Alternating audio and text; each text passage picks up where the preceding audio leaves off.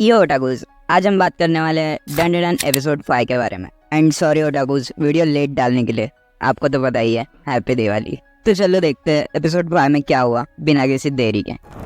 तो अब तक हमने देखा कि मोमो और ओकारून मिलके टर्बो ग्रैनी को हरा देते हैं और वो अपने घर चला जाता है। अगले दिन ओकारून स्कूल जाने में डर रहा था और सोच रहा था कि जब वो मोमो से मिलेगा तो उससे क्या कहेगा। वो देखता है कि मोमो स्कूल के गेट पर ही खड़ी थी। ओकारून सोचता है कि शायद वो किसी और का इंतजार कर रही होगी और वो उसे इग्नोर करते हुए अंदर जाने लगता है। लेकिन मोमो सीधा उसके पास जाती है और उससे पूछती है कि वो स्कूल इतना लेट क्यों आया। मतलब वो ओकारून का ही वेट कर रही थी। मोमो अब उससे एलियंस के बारे में काफी बातें करती है, लेकिन फिर उनकी क्लास का समय हो जाता है और दोनों अपनी क्लास में चले जाते हैं। ओकारून को उसके क्लासमेट्स आज भी परेशान कर रहे थे, लेकिन अब उसे फर्क नहीं पड़ता क्योंकि उसके पास मोमो जैसी कमाल की दोस्त है। इधर मोमो का क्लास में बिल्कुल मन नहीं लग रहा था। उसकी सहेली उससे बात करने की कोशिश करती है, लेकिन मोमो कहीं खोई हुई थी। उसकी सहेलियों को लगता है कि शायद मोमो वापस अपने एक्स बॉयफ्रेंड से मिलने गई होगी और इसीलिए वो कल स्कूल नहीं आई थी। मोमो असल में ओकारून से बात करने के लिए मरी जा रही थी। उसे एलियंस के बारे में बातें करनी थी, वहीं ओकारून को भूतों के बारे में। दोनों एक दूसरे से मिलने के लिए बेताब थे और लंच ब्रेक होने का बेसब्री से इंतजार कर रहे थे। जैसे ही लंच होता है तो दोनों ही एक दूसरे की क्लास में जाते हैं और उसे वहाँ कोई नहीं मिलता। मोमो उसकी क्लास में पूछती है कि ओकारून कहाँ पर है, लेकिन उसका असली नाम तो कैन ताकाकुरा है, जो मोमो कभी नहीं लेगी। इधर ओकारून इतना धीरे मोमो के बारे में पूछता है कि किसी को उसकी आवाज ही सुनाई नहीं देती। इसके बाद ओकारून मोमो को ढूंढने कैफेटेरिया में जाता है, वहीं मोमो उसे ढूंढने स्कूल स्टोर में जाती है। इस तरह दोनों ही एक दूसरे को अलग जगहों पर खोजते रहते हैं और आखिर में हार मानकर एक बेंच पर बैठ जाते हैं। दोनों ही पास में बैठे थे, लेकिन उन्हें ये पता नहीं चलता। ओकारून सोचता है कि मोमो उसे इग्नोर कर रही है। उसे पता चल गया होगा कि वो कितना बोरिंग लड़का है और वैसे भी मोमो के तो इतने सारे दोस्त हैं, तो वो उसे क्यों ही दोस्त बनाएगी। वहीं मोमो सोचती है कि ओकारून उसे अवॉइड कर रहा है क्योंकि वो इतनी चिपकू है। काफी सोचने के बाद दोनों खड़े होते हैं और अपनी क्लास में जाने लगते हैं, लेकिन अनजाने में एक दूसरे से टकरा जाते हैं। अब इनकी गलतफहमी दूर होती है और इन्हें पता चलता है कि दोनों ही एक दूसरे को ढूंढ रहे थे, लेकिन इन्हें टकराते हुए मोमो की फ्रेंड्स देख लेती है और सोचने लगती है कि ये दोनों किस कर रहे थे। मोमो गुस्सा करके कहती है कि वो ऐसे लल्लू को कभी किस नहीं करेगी और ओकारून भी कहता है कि वो भी ऐसी पागल लड़की को कभी किस नहीं करेगा। जिसके बाद दोनों आपस में ही लड़ने लगते हैं और एक दूसरे से कभी ना बात करने का बोलकर यहाँ से चले जाते हैं। ओकारून बाथरूम में जाके सोचने लगता है कि उसे मोमो से लड़ना नहीं चाहिए था और वो उससे माफी मांग लेगा। तभी ओकारून नीचे देखता है कि उसका केला तो सही सलामत है, लेकिन उसके दोनों अंगूर यानी अंडे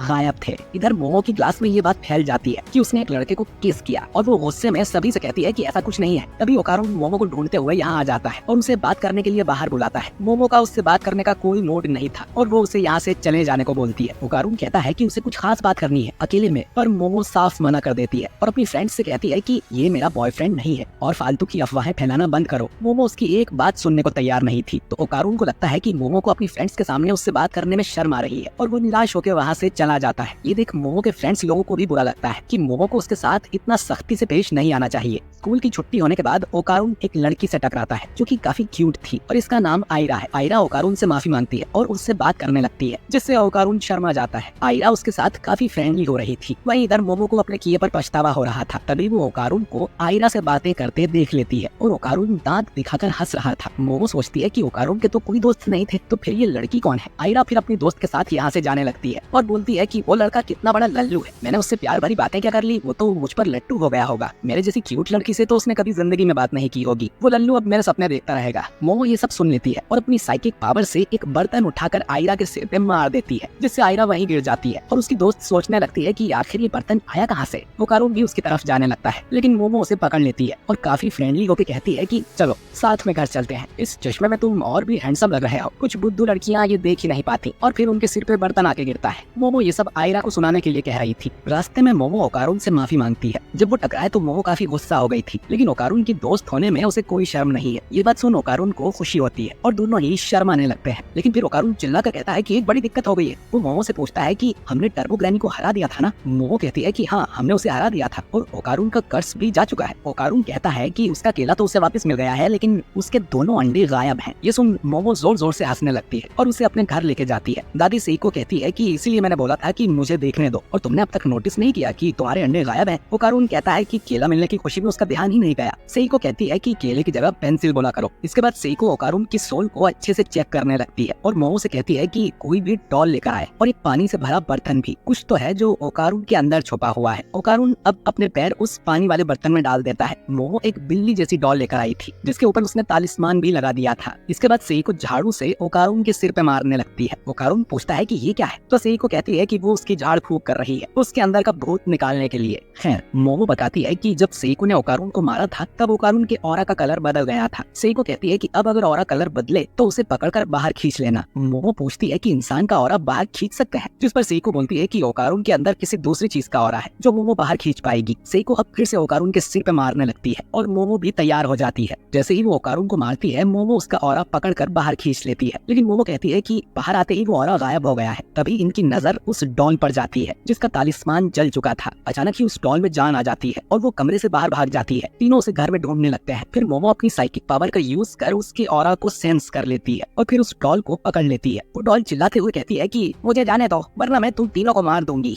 मोमो और ओकारुन को समझ नहीं आता कि ये कौन है और सेइको उन्हें बताती है कि ये असल में टर्बो ग्रैनी है। टर्बो ग्रैनी बताती है कि जब वो इनकी बैरियर स्पेल में जल रही थी तो लास्ट मोमेंट पर वो ओकारुन के शरीर में घुस गई थी, जिससे वो मरने से बच गई और वो उसके अंदर छुपकर अपनी पावर्स के लौटने का इंतजार कर रही थी। उसने सोचा था कि समय आने पर वो इन दोनों को मार देगी। वो इन्हें मारने की धमकी देती है, लेकिन उस डॉल के अंदर वो बस एक छोटी सी पिल्ली लग रही थी और मोमो कहती है कि अब तुम हमारी कैद में हो और तुम हमारा कुछ नहीं उखाड़ सकती। ओकारुन अब उसे तालिस्मान दिखा के डराता है और अपनी बॉल्स उससे वापस मांगता है, जिस पर टर्बो ग्रैनी बोलती है कि अगर मैं मर गई तो ओकारुन को उसकी बॉल्स कभी नहीं मिलेगी, इसीलिए उसका पलड़ा भारी है। टर्बो अब ओकारुन से कहती है कि किचन से एक चाकू लेके आओ और इन दोनों दादी पोती को मार डालो, तब मैं तुम्हारी बॉल्स वापस कर दूंगी। उसके पास कोई और रास्ता नहीं है। ये सुन ओकारुन बहुत गुस्सा हो जाता है और फिर अचानक ही अपने टर्बो ग्रैनी वाले रूप में ट्रांसफॉर्म हो जाता है। मोमो को समझ नहीं आता कि टर्बो ग्रैनी तो ओकारुन के बाहर है, फिर वो उसकी पावर कैसे यूज कर रहा है। टर्बो ग्रैनी को भी कुछ समझ नहीं आता। सेइको बताती है कि इस कागज के फैन से मार के पूरी आत्माओं को लोगों के शरीर से निकाला जाता है, लेकिन टर्बो ग्रैनी बहुत ही चिपकू है। शायद इसलिए ग्रैनी खुद तो बाहर आ गई है, लेकिन उसकी पावर्स ओकारुन के अंदर ही रह गई है और ग्रैनी का सिर्फ दिमाग यानी कॉन्शियसनेस ही उस डॉल में ट्रांसफर हो गई और सिर्फ सेइको ही है जो कि ग्रैनी के दिमाग को वापस उसकी जगह पर लगा सकती है, यानी कि टर्बो ग्रैनी बस एक बिल्ली है। सेइको अब टर्बो को झाड़ू से मारने लगती है और ओकारुन वापस नॉर्मल हो जाता है। मोमो अब टर्बो ग्रैनी से कहती है कि जब उसे पता चला कि टर्बो उन लड़कियों की मदद कर रही थी तब से वो टर्बो से नफरत नहीं करती है। वो टर्बो की तरफ दोस्ती का हाथ बढ़ाती है कि अगर वो ओकारुन की बॉल्स वापस कर देगी तो वो टर्बो को उसकी पावर से लौटा देगी। टर्बो ग्रैनी इस डील के लिए मान जाती है, लेकिन एक प्रॉब्लम है, उसने ओकारुन की बॉल्स कहीं गुमा दी है, जो सुन मोमो और ओकारुन शॉक हो जाते हैं और ये एपिसोड यहीं पर एंड हो जाता है। क्या ये लोग ओकारुन की बॉल्स ढूंढ पाएंगे? अगर वो किसी और को मिल गई तो क्या होगा? जानने के लिए अगला एपिसोड जरूर देखें।